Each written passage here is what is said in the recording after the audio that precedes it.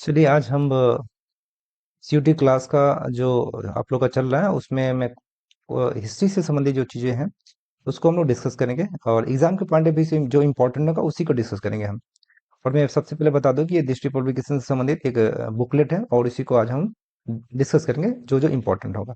तो पहला हम लोग डिस्कस करते हैं ये जो इसमें चीज़ें नहीं दी हुई है। पहला ये है कि फादर ऑफ हिस्ट्री कौन है, तो फादर ऑफ हिस्ट्री कौन है, तो हेरोडोटस को फादर ऑफ हिस्ट्री कहते हैं। और इन्होंने एक बुक लिखा हुआ था तो जिसका नाम है हिस्टोरिका, और इसी बुक में उन्होंने सबसे पहले भारत और फारस के बीच में होने वाले व्यापारों का उल्लेख किया था। और सवाल है कि फादर ऑफ हिस्ट्री किसको कहा, किसके द्वारा कहा गया था, सिसोरियो के द्वारा इनको फादर ऑफ हिस्ट्री किया गया था। ये यूनान से संबंधित थे और इतिहास लिखने की कला का जो प्रारंभ यूनान से ही हुआ था। नेक्स्ट बात करते हैं कि हम हड़प्पा सभ्यता के विषय में पढ़ना, तो हड़प्पा सभ्यता के विषय में अगर बात करती है हड़प्पा सभ्यता को ऐतिहासिक ऐतिहासिक जो टाइम होता है उस टाइम में स्रोत के आधार पे जो इतिहास को तीन भागों में बांटा जाता है उसमें हड़प्पा सभ्यता को आदि ऐतिहासिक कालखंड में रखते हैं।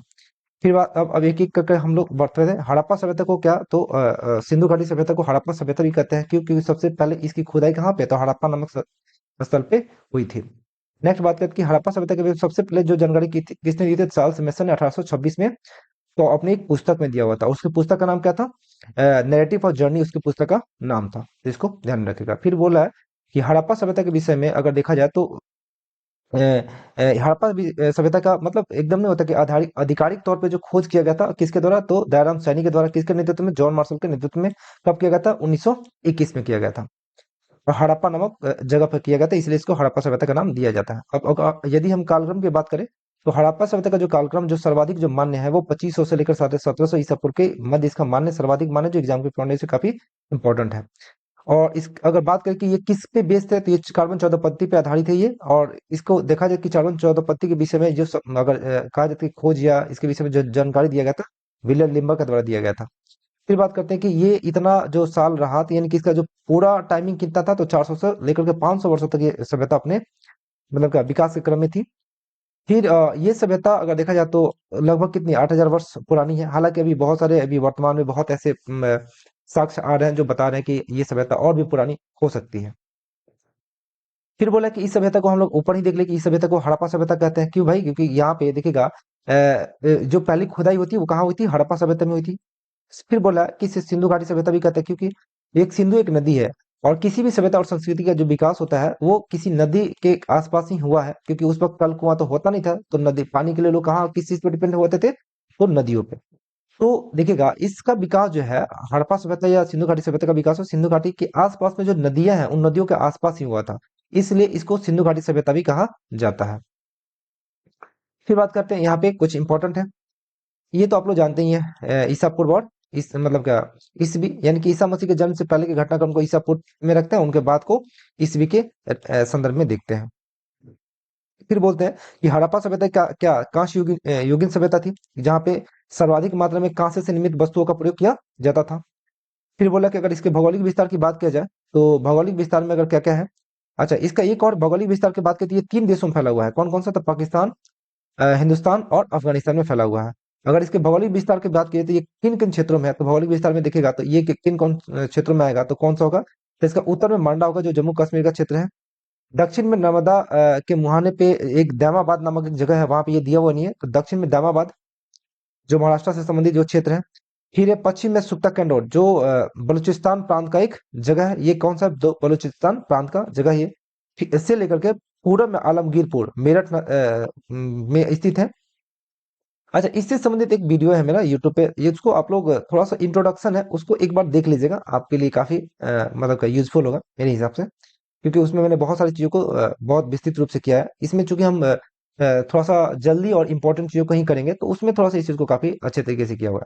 फिर अगर बात किया जाए इसके पूरे टोटल लिया का, तो दक्षिण से लेकर के लगभग उत्तर से दक्षिण तक इसका जो एरिया था लगभग 1100 किलोमीटर तक का था, और पूर्व से पश्चिम तक ये कितना एरिया में फैला हुआ था, ये 1600 किलोमीटर तक में फैला हुआ था। और बात की जाए कि वर्तमान में इसके कितने करीब स्थल है, तो ऐसे तो अभी स्थलों की संख्या बढ़ती गई है, लेकिन जो प्राप्त डाटा है उस डाटा के अकॉर्डिंग देखा जाए तो 2800 स्थल अभी तक ज्ञात हुए हैं। फिर सिंधु घाटी सभ्यता का आकार कैसा, तो त्रिभुजा आकार का है ये, ठीक है। उसमें आपको देखने को मिलेगा ये ऐसे टाइप का है। फिर इसका जो कुल क्षेत्रफल कितना है, तो 13 लाख वर्ग किलोमीटर है, यानी कि एग्जैक्टली आप देखिएगा तो 12,09,600 कुछ के समथिंग में उसका वर्ग है, तो लगभग लगभग 13 लाख में हम लोग मान लेते हैं। फिर बोला है कि अगर देखा जाए कि जो दयाराम सैनी ने तो हड़प्पा की खोज की थी, लेकिन जो आप देखिएगा जॉन मार्शल के नेतृत्व में ही राखालदास बनर्जी के द्वारा मोहनजोदड़ो का खोज किया गया था। कब? 1922 में। फिर बोला कि हड़प्पा सभ्यता के जो निर्माता कौन थे, तो इस विषय में अलग अलग विद्वानों का अलग अलग मत है, लेकिन जो सर्वाधिक मान्य मत है उसके अनुसार माना जाए तो हड़प्पा सभ्यता में ये जो इसके निर्माता कौन थे, तो भूमध्य सागरीय लोग थे। हालांकि इस पे भी बहुत सारा अपना अलग अलग है, विद्वानों का अपना अलग अलग। हालांकि उसमें हमें नहीं जाना, हमें बस ये देखना है कि कौन कौन थे निर्माता में, कौन कौन अच्छे विद्वानों ने किन किन को माना है। तो इनके निर्माता के रूप में चार प्रजातियों को ऐसे माना जाता है, तो भूमध्य सागरीय, प्रोटो ऑस्ट्रेलाइट, फिर अल्पाइन और मंगोलाइट को माना जाता है।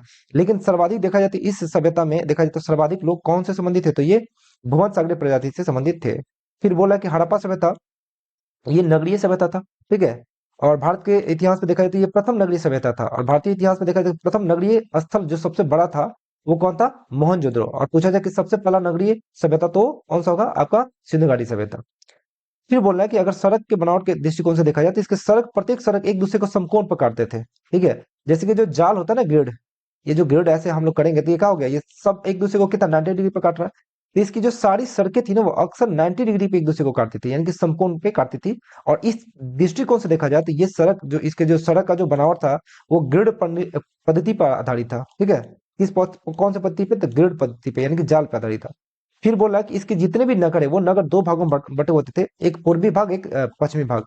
तो अगर देखा जाए तो जो पूर्वी भाग या जो होता था वो मतलब क्या ऊंचे दुर्ग से निर्मित होता था, और उसे वहां पे कौन लोग रहते थे, तो वहां पे शासक लोग रहा करते थे। फिर और ये अक्सर किसी ना किसी प्राचीर क्षेत्र से घिरा हुआ था, यानी कि दीवार से, बाउंड्री से घिरा होता था। फिर बोला है कि दूसरे भाग में अगर देखा जाए तो वहां पे नगर और आवास क्षेत्र के भी साक्ष्य मिलते हैं, जहां पे ये अच्छा ये अपेक्षाकृत बड़ा होता था और ये अपेक्षाकृत क्या होता था? छोटा होता था। और इस भाग में जो है, इस भाग में कौन कौन लोग रहते थे, तो जो सामान्य जो लोग थे वो इसमें रहा करते थे, जैसे कि सामान्य नागरिक हो गया, व्यापारी हो गया, शिल्पकार हो गया, कारीगर हो गया, ये श्रमिक हो गए, सारे के सारे लोग रहते थे। फिर बोला कि सड़कों के किनारे नालियां भी हुआ करती थी, जो आज भी दिखती है। देखिए, अगर हड़प्पा सभ्यता को अगर जानना है, पढ़ना है, तो सिंपल से देख लीजिएगा। वर्तमान में आज जो हमारा जो नगर व्यवस्था है, जैसे कि नाली, सड़क, ये सारे के सारे देखिएगा, उसमें बस एक चीज अलग है कि वहां की सारी सड़कें एक दूसरे को 90 डिग्री पे काटती है। बाकी उसके अतिरिक्त जितना भी देखिएगा, नाली व्यवस्था, ठीक है, उसके बाद ड्रेनेज, उसके बाद दो मंजिला, तीन मंजिला मकान, फिर मकान में अलग किचन रूम, बाथरूम, ये सारा का सारा उस वक्त भी वो डेवलप था, ठीक है। तो अगर आपको कुछ नहीं पता हो तो आज के वर्तमान रेफरेंस को देखते हुए उसको हम आराम से समझ सकते हैं, कोई दिक्कत नहीं होगा। फिर बोला कि हड़प्पा, मोहनजोदड़ो तथा कालीबंगा की नगर योजना लगभग एक समान थी, यानी कि ये तीन ऐसे थे जो एक समान आधारित थे। फिर बोला कि कालीबंगा एवं रंगपुर को छोड़कर सभी में कौन चीज से, तो पक्की ईंटों से मतलब का प्रयोग किया जाता था, ठीक है, नगर नियोजन में। इस बात को ध्यान रखेगा। फिर बोला कि मोहनजोदड़ो में एक विशाल स्नानागार के साक्ष्य मिले, जो सिंधु सभ्यता के मतलब अद्भुत निर्माण के रूप में देखे जाते हैं। फिर बोला कि जो हड़प्पा सभ्यता में दिखेगा, तो हड़प्पा सभ्यता में जो घरों की जो खिड़कियां होती थी ना, अक्सर बंद गलियों में खुला करती थी, यानी कि अगर ये मेन रोड हो गया तो यहाँ पे नहीं खुलेगा। ये ऐसे मान लीजिए कि घर हो गया और ये आपका ये मेन रोड हो गया, ठीक। तो इसके बगल में जो ये रोड होता था ना, गली में, यानी कि यहाँ पे फिर हो गया, तो यहाँ पे अक्सर यहाँ पे ये खिड़की और गेट खुला करता था, मेन रोड पे नहीं खोला जाता था। हो सकता है कि सुरक्षा के दृष्टिकोण से नहीं खोला जाता था, कि कोई अगर वाहन आता है, कोई गाड़ी आता है, तो उससे एक्सीडेंट ना हो बच्चों का या किसी का, तो इसलिए वहां पे खोला नहीं जाता था। लेकिन इसके एक अपवाद है। अपवाद इन द सेंस क्या है, यानी कि इसके कुछ लोथक में ऐसे देखे गए हैं कि लोथल में जो है अक्सर सड़क और खिड़कियों को कहाँ खोला गया है, अयो मेन सड़क पे खोला गया। फिर बोले कि मकान को बनाने के लिए अगर बात की जाए तो ईंटों का प्रयोग किया जाता था, और मकान बनाने के लिए ईंटों का जो प्रयोग किया जाता था, तो उस ईंटों का जो आकार होता था, उसके आकार में देखा जाए तो लंबाई, चौड़ाई और उसकी मोटाई का अनुपात कितना होता था? 2:4:1 होता था। तो इस बात को ध्यान में रखिएगा, ठीक है। अगर नेक्स्ट हम बात करते हैं, नेक्स्ट क्या है, तो उसके जो कुछ नगर है और उससे संबंधित जो साक्ष्य है उसके बारे में हम लोग देख लेते हैं। तो सिंधु घाटी सभ्यता है, जैसे कि ऊपर हम लोग चर्चा की कर ली। सिंधु घाटी सभ्यता में पहला जो स्थल है वो हड़प्पा है, जैसे कि ऊपर ही चर्चा कर ली कि इसकी खोज की राखालदास बनर्जी के द्वारा दयाराम साहनी के द्वारा कब किया था? 1921 में। किसके नेतृत्व में? तो जॉन मार्शल के नेतृत्व में। और ये कौन से नदी के तट पे? तो रावी नदी के लिए बाएं तट पे है, ध्यान रखेगा। और वर्तमान में ये पंजाब प्रांत के कौन से? तो मोंडो गोमरी नामक जिले में अवस्थित है। फिर इसको स्टुअर्ट पीकर ने क्या कहता है? अर्ध औद्योगिक नगर का संज्ञा भी दिया हुआ था। और साथ ही साथ स्टुअर्ट पिगन ने ही इस बात को कहा था कि हड़प्पा और मोहनजोदड़ो एक विस्तृत साम्राज्य की जुड़वी राजधानी है। तो ये भी आपके इम्पोर्टेंट है।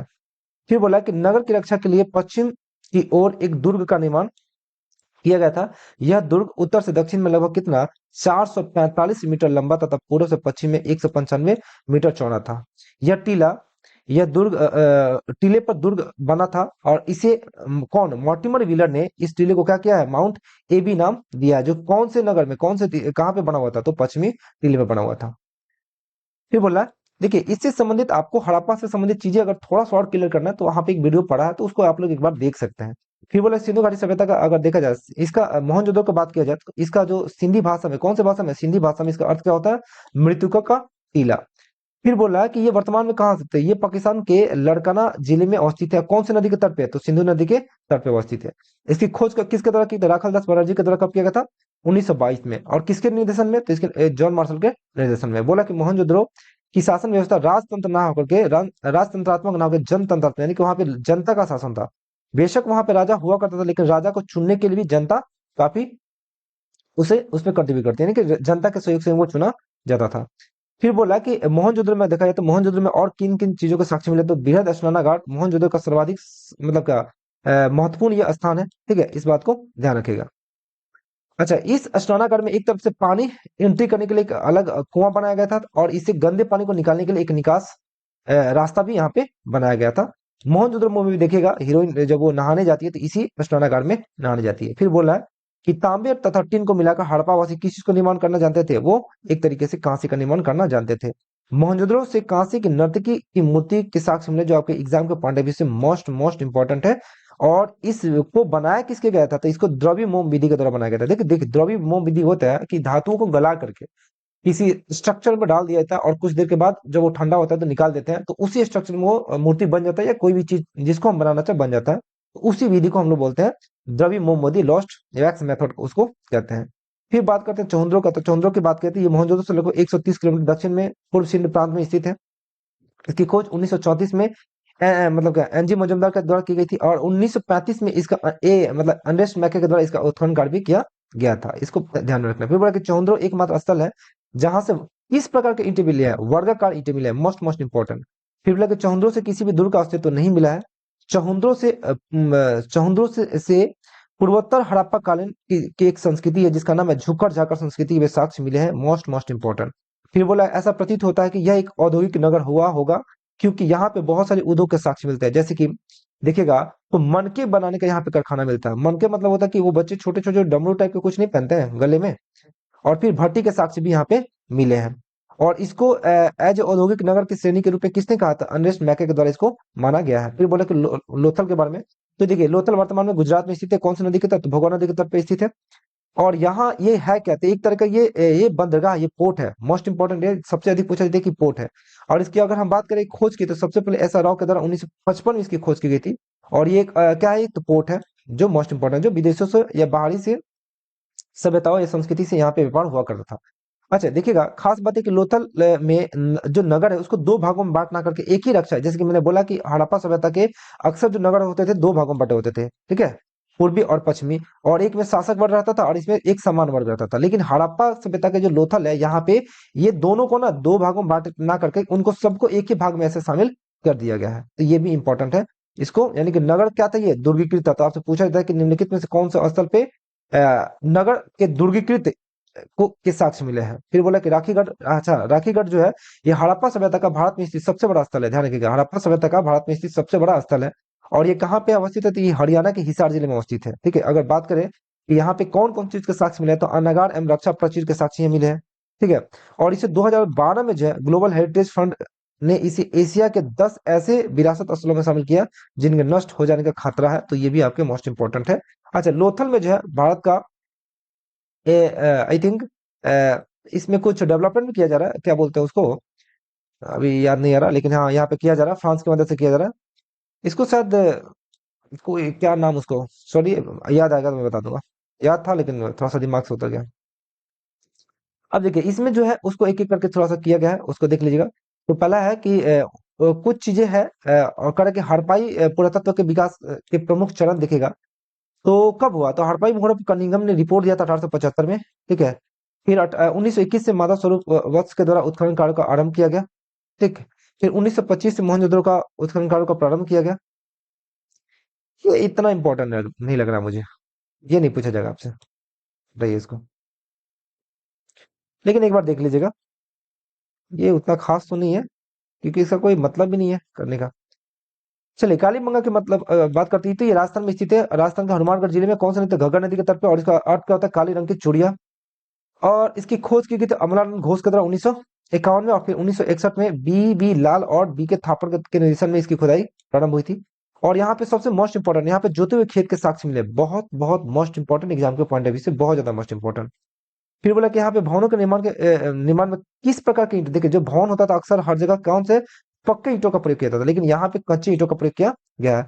फिर बोला कि यहाँ से अलंकृत ईंटों के साक्ष्य मिले। अलंकृत ईंटों का साक्ष्य मतलब होता है कि एक ऐसा ईंटा जिसपे अलग अलग तरह का पिक्चर बनाया गया हो।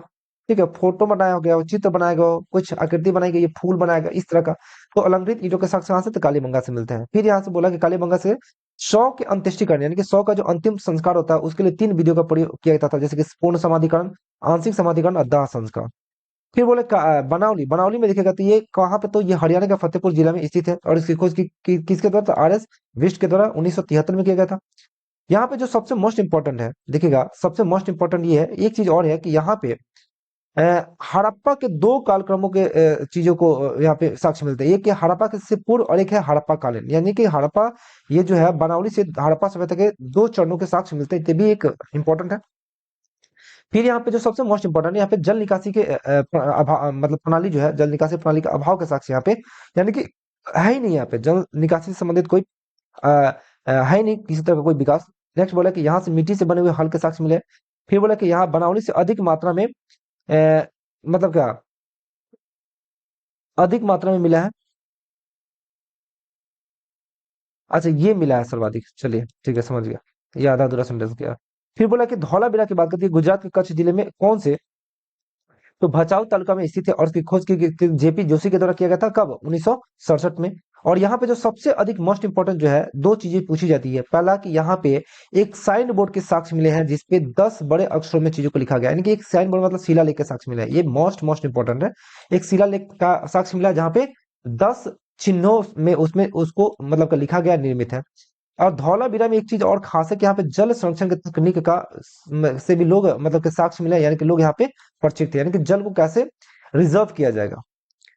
फिर बोला है कि 3 नगरों के यहाँ ये 3 नगरों में विभाजित था, कौन कौन सा? तो जैसे कि होता था ना पूर्वी और पश्चिमी, तो लेकिन इसमें एक मध्य वर्ग भी था।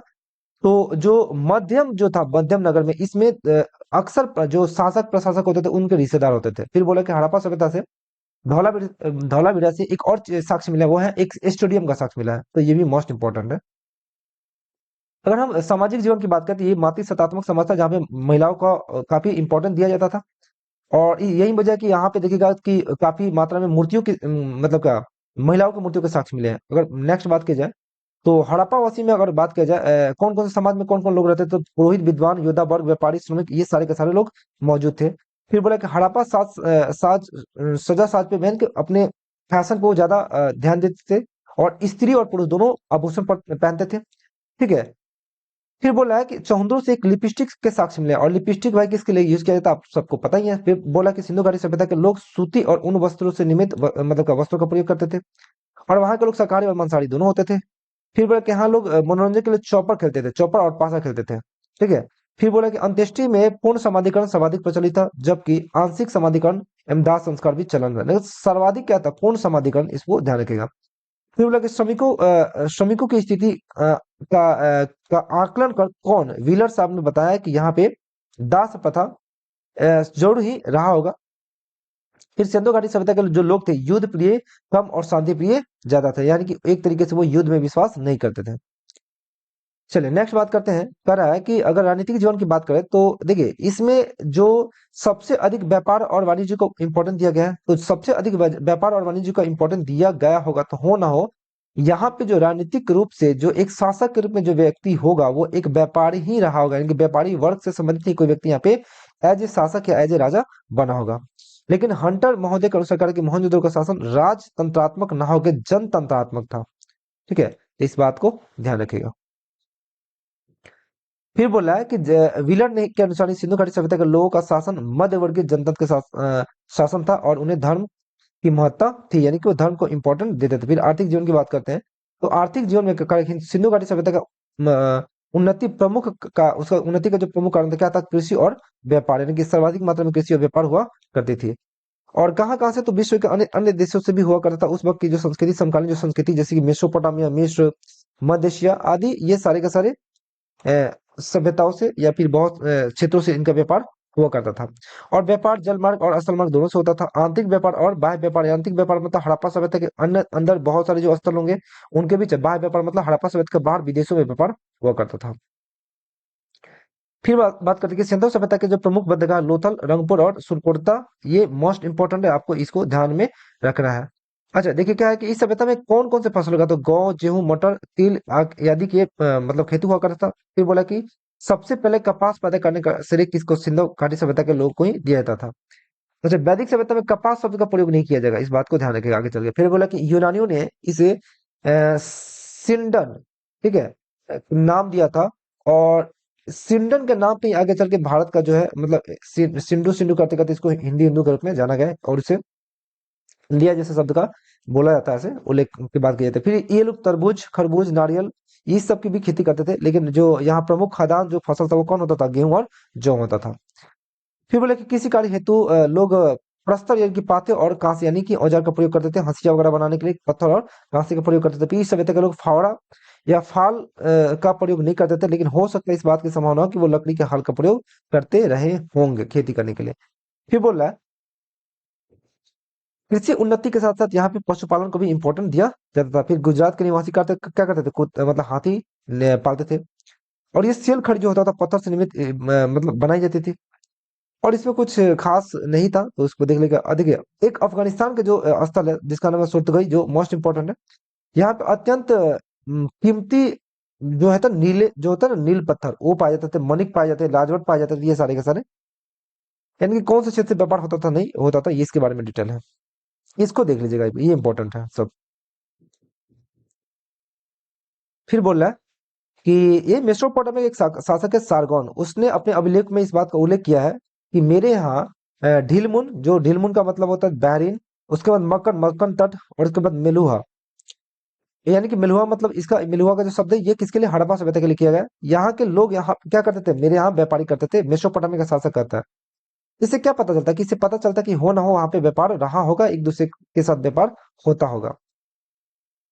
अच्छा हड़प्पा सभ्यता से संबंधित जो वीडियो है काफी विस्तृत वीडियो है, आपका यूट्यूब पे, आप लोग चाहे तो उसको देख सकते हैं, यहाँ पे दिया हुआ है, सारी चीजें वही है। फिर बोल रहा है कि अगर बात किया जाए कि हड़प्पा सभ्यता में जो बाट होता था, वो जो किस मापतौल होती थी, वो दशमलव प्रणाली पर होती थी, और मापतौल का जो इकाई था वो कितना था, 16 के गुणांक में होता था। तो धार्मिक धार्मिक जीवन के बारे में अगर हम लोग बात करें, तो धार्मिक जीवन में देखिएगा आज के डेट में जितने भी लोग चीजों को मानते हैं ना धर्म के रूप में, उन सारे चीजों को उस वक्त भी माना जाता था। तो सीधे सीधे आप लोग देखा है कि सिंधु निवासी ईश्वर की पूजा मानव, वृक्ष और पशु तीनों रूप में करते थे। यह इस सभ्यता के लोग भूत प्रेत आदि तंत्र मंत्र में विश्वास रखते थे। फिर ताबीज पहनते थे, वो जादू टोना करते ही थे, ठीक है। और वो मातृ देवी की पूजा करते थे, ये आपको पता है सिंधु। उसके बाद वृक्ष की पूजा, पशु की पीछा, नाग की, योनि की, ये सब की पूजा करते थे, ठीक है। और यहाँ पे एक विशाल स्नानागार मोहनजोदड़ो से मिला है, ये इंपॉर्टेंट है, इसको ध्यान रखिएगा। फिर कालीमंगा से अग्निकुंड मिला है, यानी जो हवन होता है ना वो हवन मिला, हवन के साक्ष्य मिले हैं।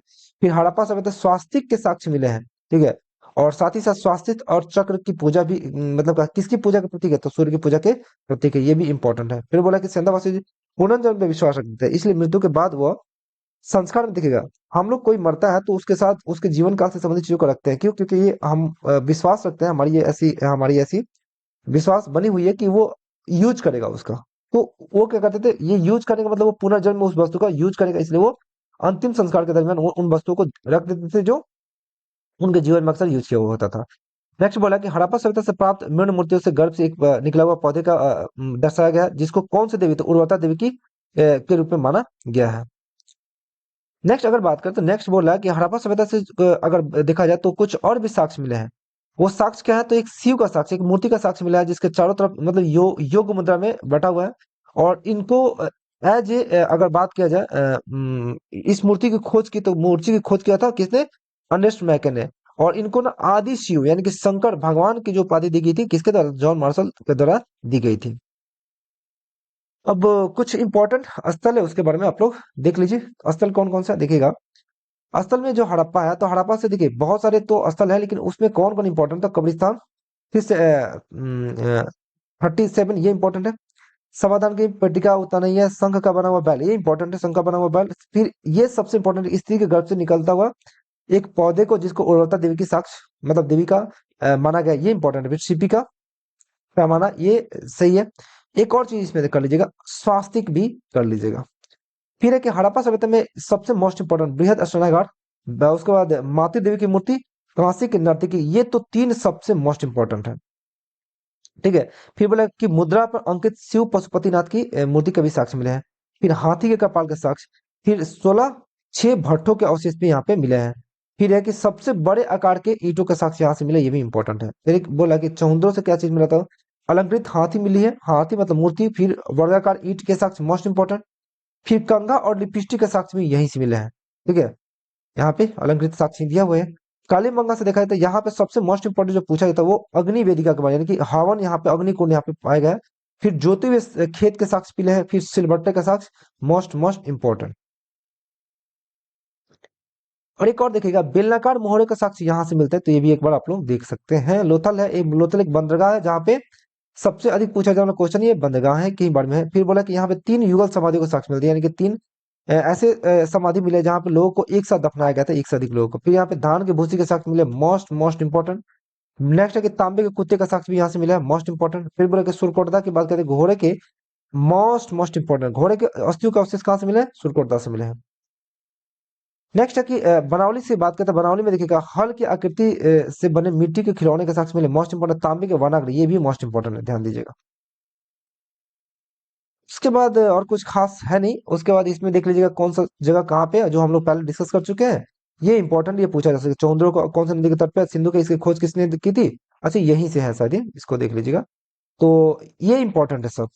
ठीक है, ये सारा का सारा इंपॉर्टेंट है, इसमें कोई नहीं छोड़ना, इस सबको देख लेना है, यानी कि इस सेक्शन को पूरा इसमें देख लेना है। तो इसमें कौन कौन से एक बार फिर थोड़ा सा रिमाइंड कर लेते हैं। इसमें देखिए क्या है, तो चौहदो यहाँ से, सॉरी यहाँ से हड़प्पा की कहाँ कौन सी नदी के तट पे था, रावी नदी, किसकी खोज की थी, दयाराम साहनी के द्वारा। कब किया था, 1921 में। और ये कहाँ पे वर्तमान में पाकिस्तान के मोंटगोमरी नामक जिले में है। फिर मोहनजोदड़ो की खोज, ये मोहनजोदड़ो कौन सी नदी, सिंधु नदी, इसकी खोज राखाल दास बनर्जी का था, 1922 में किया था। ये कौन सी जगह पे, तो सिंधु के लड़काना प्रांत में भी अवस्थित है। ये मोस्ट इंपोर्टेंट, एक बार देख लीजिएगा। फिर बोला है कि अगर चौहदरो की बात करते हैं कि चौहदरो ये कहाँ पे, सिंधु नदी के तट पे ही है, अर्नेस्ट मैके के द्वारा खोज किया गया था। ये अभी कहाँ पे, सिंध प्रांत में ही है। फिर कालीमंगा ये कहाँ पे थे, घग्गर नदी के तट पे, ये बी लाल और बी के थापड़ के द्वारा इसकी खोज की गई थी। और ये कहाँ पे, राजस्थान में। फिर कोटदीजी की बात करें तो कोटदीजी अगर देखा जाए सिंधु नदी के तट पे, या फजल अहमद के द्वारा इसकी खोज की थी, पाकिस्तान के सिंध प्रांत में अवस्थित है। फिर रंगपुर की बात की जाए तो रंगपुर में क्या था, एस आर राव के द्वारा किया गया था, भादर नदी के तट पे, गुजरात के अहमदाबाद जिले में अवस्थित है। फिर रोपड़ की बात करते हैं, रोपड़ एक सतलज नदी के तट पे, जिसकी खोज की थी यज्ञदत्त शर्मा के द्वारा। और पंजाब के रोपड़ जिले में लोथल मोस्ट इंपोर्टेंट, भोगवा नदी के तट पे आर एस राव के द्वारा खोज किया गया था। और गुजरात के अहमदाबाद जिले में, ये अहमदाबाद वगैरह उतना नहीं पूछेगा, लेकिन गुजरात पूछ सकता है। फिर आलमगढ़ पे अगर पूछा जाए तो ये देखिएगा, आलमगीर पे जो ये पूर्वी क्षेत्र है और हिंडा नदी के तट पे, यह खोज की थी यज्ञदत्त शर्मा ने किया था, उत्तर प्रदेश के मेरठ में अवस्थित है। सुल्तान कटौर दस्तक नदी के तट पे है, और ऑरेल स्टैंड की तरह इसकी खोज की गई थी। और पाकिस्तान के मकरान तट के समुद्र मतलब समुद्र तट से अवस्थित है। फिर बात करते हैं बनावली, बनावली सरस्वती नदी के तट पे है, और आर एस बिष्ट के साहब के द्वारा इसकी खोज की गई थी, हरियाणा में ये स्थित है। फिर बोला कि धौला धौलावीरा की खोज जेपी जोशी ने किया था, और गुजरात के कच्छ में यह अवस्थित है, जेपी जोशी और आर एस बिष्ट ने किया था। फिर बोला कि हड़प्पाई लिपि के विषय में अगर आप देखते हैं, हड़प्पाई लिपि के देखिएगा, इस लिपि में क्या है कि एक तो यहाँ का लिपि चित्रात्मक था, यानी कि वहां पे लिखा नहीं जाता था। जैसे कि मान लीजिए अगर मछली लिखना, तो मछली शब्दों में नहीं लिखते थे, वर्ड में नहीं लिखते थे, सीधे मछली का फिगर बना देते थे, उसे समझ में आ गया कि मछली है। तो एक तरीके से चित्रात्मक था, यानी कि पिक्चर मतलब पिक्चर के थ्रू उसको लिपि को दिखाया जाता था। बोले कि हड़प्पा लिपि लगभग कितने 16 मूल चिन्ह है, यानी कि सोचिए कि इसकी लिपि में मूल रूप से कितने चिन्ह है, 16 चिन्ह है, और उन्हीं चिन्ह के द्वारा उनको सबको लिखा जाता है। फिर बोले कि जो सेल खड़ी की आयताकार मोहरें हैं, तांबे की गुटिका आदि पे ये मिलते हैं। फिर बोला कि इसका जो पुराना सबसे पहले जो साक्ष्य मिला था इनके विषय में, जो नमूना मिला था 1853 में मिला था, और इसको पब्लिश किया गया था 1823 में। ठीक है, हालांकि ये अभी तक पढ़ा नहीं गया। फिर बोला है कि यहाँ पे दिया ही है कि चित्रात्मक यह था, और दाईं से बाईं की ओर लिखा जाता था, और जो लिपि जो दाईं से बाईं लिखी जाती है उसको बुस्टोफ्रेडल लिपि भी कहते हैं। ठीक है, और इस लिपि में सर्वाधिक जो चित्र का उपयोग किया गया यू का, और जो मछली का प्रयोग किया गया वो, जो चित्र का प्रयोग किया वो मछली का, तो इसको ध्यान में रखना है। बाकी हो गया। और इसमें था, आई थिंक मुझे लग रहा है कि अब जो क्वेश्चन है उसको आप लोग को करना है। आप लोग को करना क्या है, एक और चीज देखिएगा इसमें, ये वाला जो है ये मोस्ट इंपॉर्टेंट है, इसको आप लोग किसी तरीके से ये सबको तो एटलीस्ट याद कीजिएगा। उसमें जो मैंने पढ़ाया है, जो चीजें बताई है, वो उनके साथ साथ इसको आपको कर लेना है। ठीक है, उसके बाद क्वेश्चन रहा, तो क्वेश्चन आप लोग को टोटली क्वेश्चन एक नहीं, दो नहीं, तीन बार नहीं, जितना बार हो सके उसका उसका प्रैक्टिस करना है। फिर मैंने कोशिश किया कि कुछ अच्छा करूं आप लोग के लिए। पता नहीं है, ये तो आप लोग बताइए कि अच्छा है कि नहीं। सो आपको अच्छा लगे तो इसको लाइक कीजिएगा, वरना आपकी मर्जी। ओके।